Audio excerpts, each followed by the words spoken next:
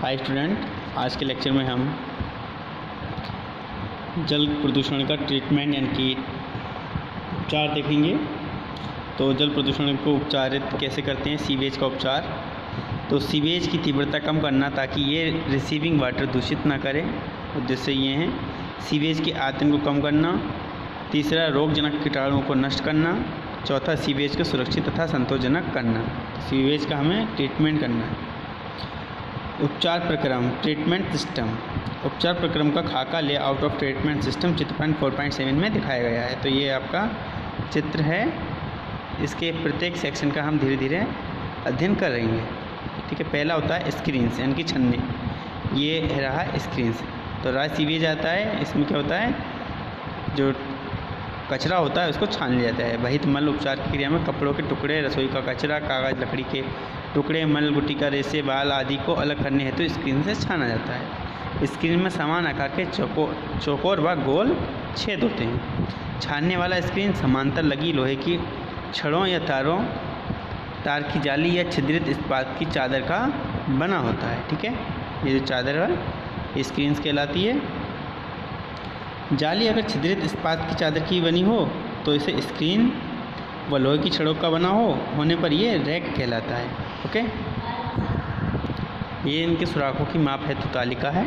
Screen के महीन 6 mm, सामान्य 6 से 9 mm, रैक वाले महीन 25 mm, सामान्य 25 से 50 mm और मोटे 50 mm से ज़्यादा होते हैं। स्क्रीन पर रुके हुए पदार्थों को समय समय पर हटाकर उनका निपटारा भूमि में गाड़कर, जलाकर, पीसकर शहर के बाहर खुले स्थान पर ले जाकर वायु एवं धूप से ऑक्सीकृत कराकर खाद के रूप में कर लिया जाता है। इसके बाद बात करते हैं ग्रिड कक्ष। जो दूसरा आता है ग्रिड कक्ष यानी कि ग्रिड चैम्बर। इसमें क्या करते हैं, सीवेज से अकार्बनिक पदार्थों, गिट्टी, बजरी व बालू इत्यादि को अलग करने के लिए इस कक्ष में बहाव का वेग कम रखा जाता है। ग्रिड की मात्रा सीवेज में अधिकतर घरेलू रसोई के बर्तनों की सफाई से, गैराज तथा सर्विस स्टेशनों के फर्शों की सफाई से, गलियों की धुलाई से या प्रथम वर्षा से आती है। प्रायः ग्रिड कक्ष संख्या में 2 बनाए जाते हैं ताकि एक कक्ष की सफाई कार्य अगर जारी रहता है तो दूसरा कक्ष कार्य करता रहता है। तो ये ग्रिड कक्ष है। ठीक है, ठीक।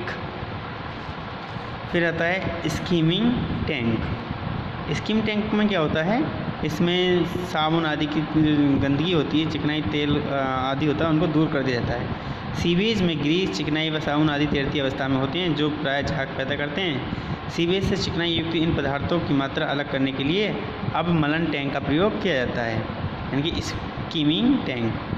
इस टैंक में टैंक अवरोध दीवारों की सहायता से 2 भागों में बटा रहता है। टैंक की तली में वायु विसाटक यानी कि एयर डिफ्यूज़र लगे रहते हैं जिनके द्वारा तीव्र वायु टैंक में प्रवेश करती है, जिससे चिकनाई युक्त पदार्थ झाग के रूप में बदलकर फैन कुंड से अलग कर लिए जाते हैं। तो ये एयर डिफ्यूज़र एल सेक्शन है। ठीक है, इसमें झाग को क्या होता है ऊपर से हटा दिया जाता है।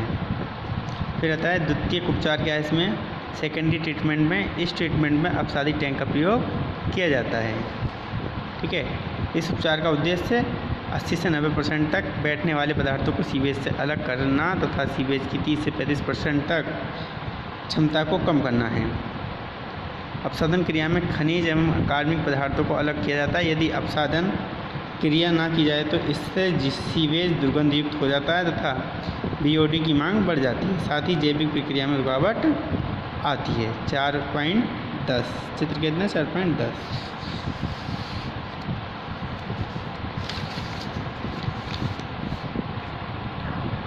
फिगर 4.10 है, इसमें देखिए क्या होता है, ये रहा। ठीक है, इनलेट किया जाता है एक तरफ से सीवेज, फिर बफर वाल होती है, स्लेज आता है और स्लेज आउटलेट कर दिया जाता है यहाँ से, फिर इनलेट किया जाता है, फिर इसके बाद बफल होती है। ठीक है, फिर इसके बाद स्लज अलग अलग बैठ जाती हैं सेडिमेंटेशन के द्वारा। प्लांट डिमेंटेशन टैंक हॉपर टाइप के होते हैं। ठीक है,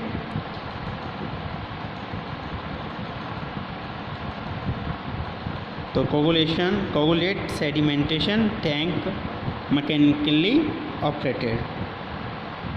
तो इनमें क्या करता है, केमिकल फीड होते हैं यहाँ पर, इनलेट सेंड किया जाता है, ठीक है, सीवेज को सेंड किया जाता है, फ्लैश मिक्सचर होता है यहाँ, ठीक है, क्या करता है, फ्लैश मिक्सचर करता है, और फिर फोलोकुलेशन पेडल्स होते हैं यहाँ पर, ठीक है, ड्राइविंग यूनिट।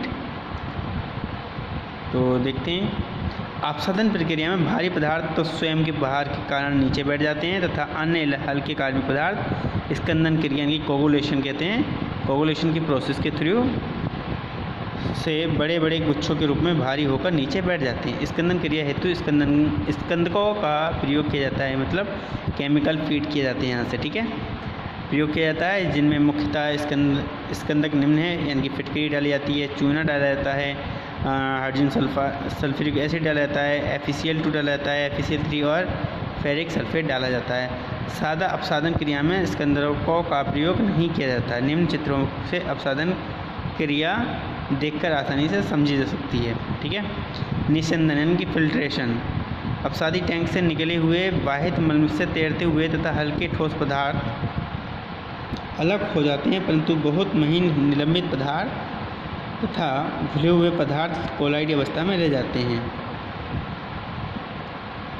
जिसके लिए फिल्ट्रेशन क्रिया की जाती है। इस क्रिया से पदार्थों का ऑक्सीकरण भी होता है। सीवेज में फिल्टर 3 प्रकार के होते हैं, 4.11 में देखेंगे हम।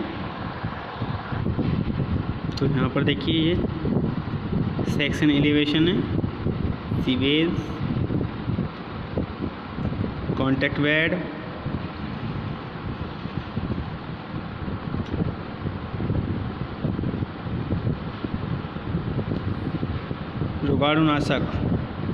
रोगाणुनाशक में क्या होता है,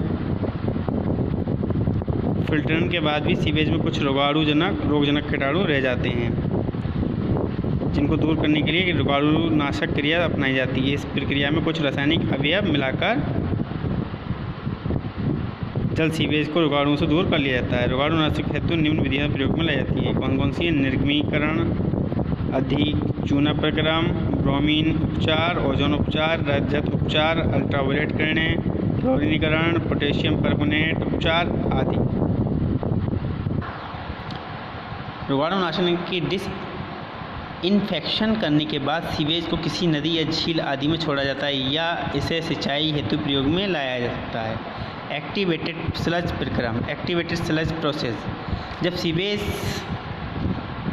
में वायु का मिश्रण किया जाता है तो सीवेज के महीन कण सतह पर एक जीवाणु फिल्म बना लेते हैं, जो अति महीन खुले हुए तथा कोलाइड कणों को आकर्षित करके स्कंदन करते हैं, जिसमें FLOC फ्लॉक बन जाती है। इसी समय जैव रासायनिक बायोकेमिकल क्रिया होती है, जिससे कार्बनिक पदार्थों का ऑक्सीकरण होता है, जिसकी वजह से अपसादी टैंक में पानी ऊपर की ओर साफ होता चला जाता है तथा स्लज नीचे बैठता जाता है।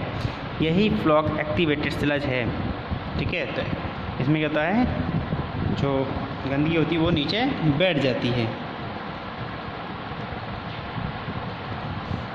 इस प्रक्रिया को करने से स्लज दुर्गंधनाशक तथा झलकता हुआ होता है। विशेष मानक BOD तैरते हुए ठोस, सस्पेंडेड सॉलिड्स व पॉल्यूशन भार सीवेज व मानव व्यर्थ का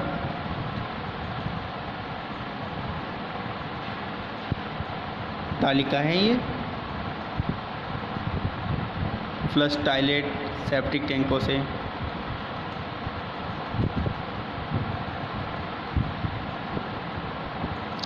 BOD 13 ग्राम पर व्यक्ति या 260 mg पर लीटर, SS 26 ग्राम या 520 mg पर लीटर। फ्लश के लिए पानी 40 लीटर पर पर्सन चाहिए होता है।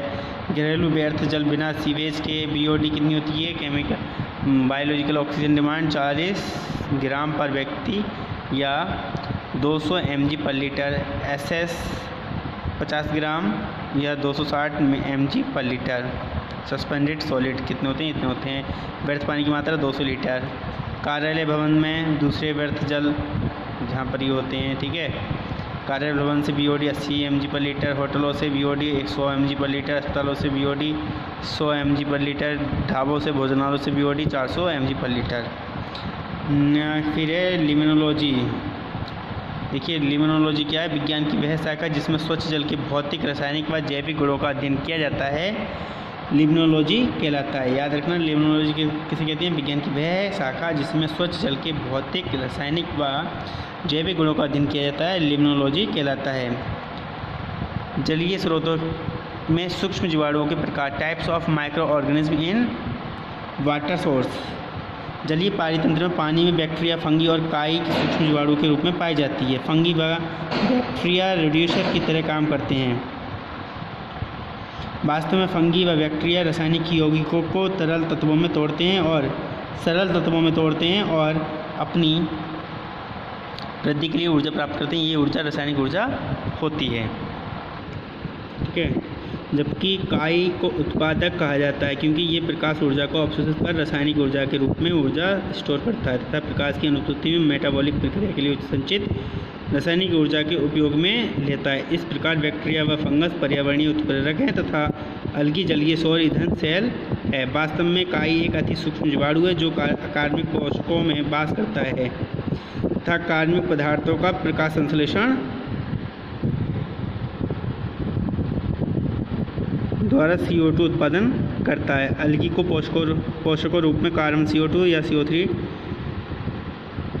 Ion, nitrogen ion, phosphorus, sulphur, sodium, potassium, calcium, magnesium, iron, cobalt व मोलिब्डेनम आदि की ज़रूरत होती है। ठीक है, C2H2 यहाँ पर कार्बोहाइड्रेट है। अलगी का सूत्र chlorella, C5.7, H9.8, oxygen 2.3, N है। फास्फोरस युक्त अलगी का सूत्र C5.7, H9.8, O2.3, NP0.06 है। तो इस प्रकार से ये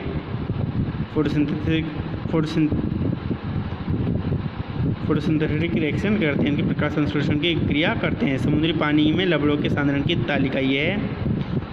सोडियम इतना पाया जाता है ppm में, क्लोरीन, ब्रोमीन, ये आप तालिका पढ़ लें।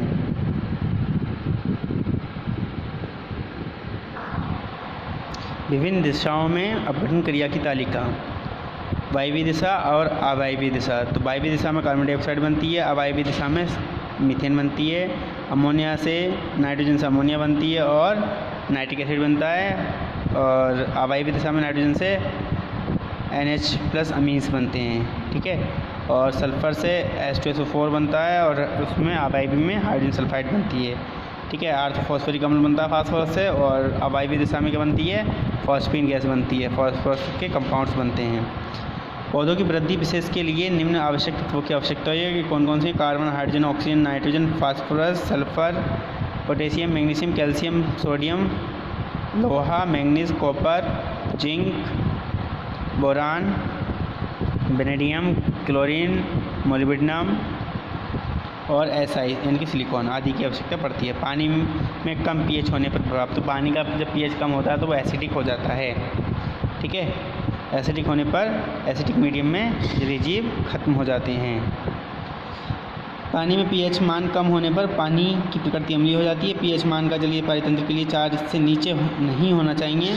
4 से कम होने पर जलीय जीव, जलीय वनस्पति एवं जलीय पारितंत्र नष्ट हो जाता है। पानी की pH वैल्यू 6 से कम होने पर नलकारी कार्यों, नावों, प्रस्तंभों व संबंधित स्टील संरचनाओं में संक्षारण हो जाता है। कृषि कार्य में सिंचाई के लिए pH मान 4.5 से कम होने पर Fe, एल्युमिनियम व Mg लवणों के घुलने की दर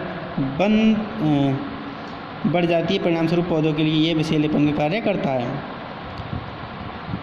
विश्व में लगभग 25% भूमि विषैलेपन के प्रभाव से प्रभावित है, जो लवणों के लगातार घुलने से है। इसके अलावा mercury, lead, arsenic, cadmium, chromium व निकेल जैसे विषैले तत्वों की मात्रा कम pH वाले पानी में घुल जाती हैं, जिससे फसल व पौधे नष्ट तो होते ही हैं, साथ ही इनका संचारण भी होता है। तो नदियों में प्रदूषण एवं उनके मुख्य स्रोतों की तालिका ये दे रखी है, इनको आप पढ़ लें। ठीक है,